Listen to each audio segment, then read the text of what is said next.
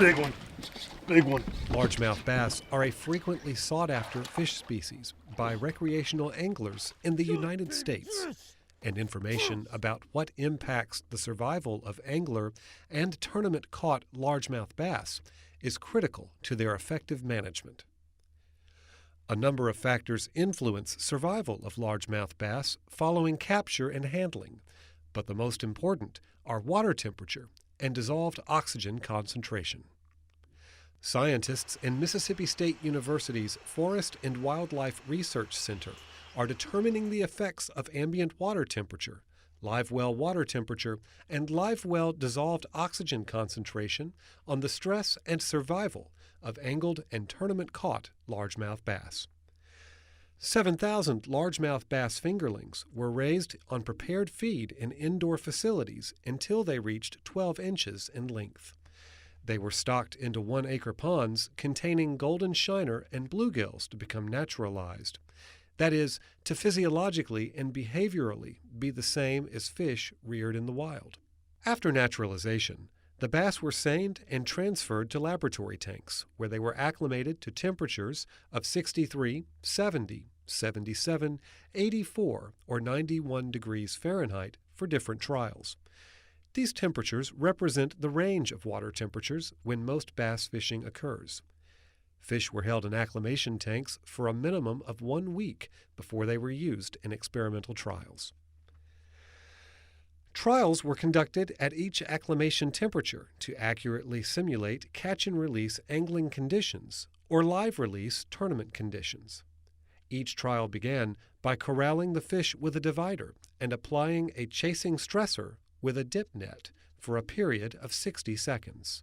This technique is accepted as a procedure for exhausting fish and replicating the physiological disturbances associated with angler capture.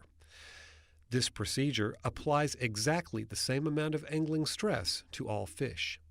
Stressed fish were then netted, subjected to 5 seconds of air exposure to replicate unhooking and handling fish, and either released back into the acclimation tank to simulate catch and immediate release, or randomly assigned to one of 4 26-gallon live wells. In the live wells, fish were subjected to varying treatments, including chilled, ambient controlled, or warmed water temperature, or low, medium, or high dissolved oxygen concentrations. After 8 hours in the controlled live wells, fish were removed by hand from the live well, given a fin clip to distinguish live well, and placed into a black plastic weigh-in bag containing water from the live well. Fish were held in the carrying bag for 3 minutes to simulate angler transport of the catch from the boat to the weigh-in station. Dissolved oxygen was measured in the carrying bag, and the fish were then poured into plastic boxes suspended in the post-release tank at the acclimation temperature for the trial to begin the in-water weigh-in. This particular procedure, which is employed in some bass tournaments, is used as a mean to minimize handling stress by minimizing air exposure and maximizing the amount of time captured fish are submerged in oxygenated water during the weigh-in. The plastic boxes remained submerged in the post-release tank for 10 minutes. With 2 minutes remaining on the 10-minute clock, all fish within the containers were assessed for survival and length measured. This step simulates anglers waiting to weigh their catch and fish being judged for length and whether they are dead or alive. The box was then removed from the post-release tank for 30 seconds, allowing water to drain to simulate transport from the weighting tanks to the scale. The plastic box containing fish was again submerged in the post-release tank for 60 seconds to simulate the weighing of the fish.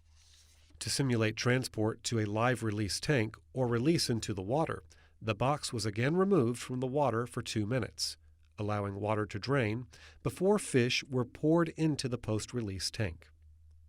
All fish from the trial, including fish subjected to the catch and release treatment and fish subjected to the tournament handling treatment, were then held in the same post-release tank for 5 days to assess delayed mortality.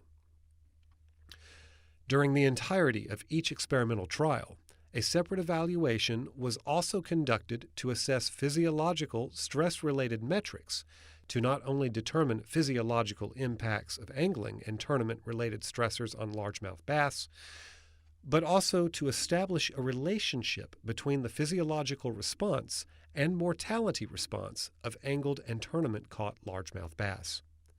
Blood collection took place from separate fish before and after the chasing stressor, 1, 4, and 8 hours into live well retention, and 5 days after recovery from angling and tournament handling procedures.